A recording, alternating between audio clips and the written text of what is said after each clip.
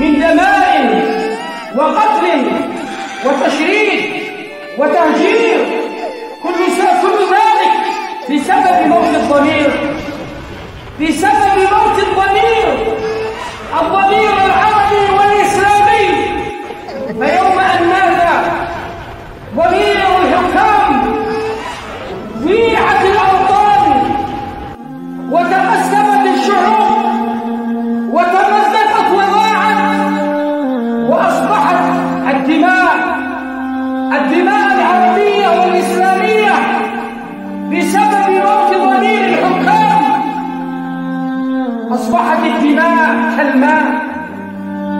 أوما رأيتم وشاهدتم وسمعتم عن تلك الجثث التي تحللت بسبب أنها كانت مرجومة في الشوارع لأيام ولعشرات الأيام؟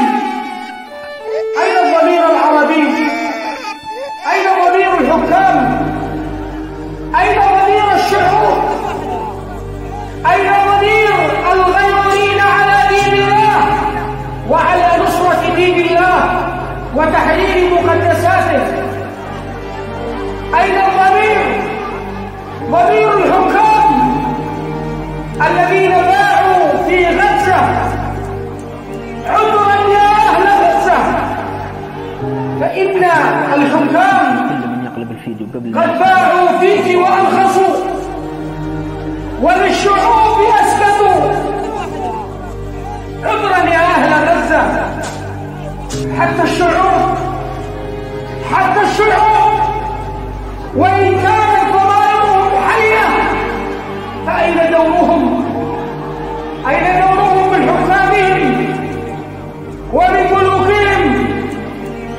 حكامهم الجبناء العملاء الأذلاء الذين أصبحوا مدراء سمسرة لأمريكا وإسرائيل. أين موقف الشعوب؟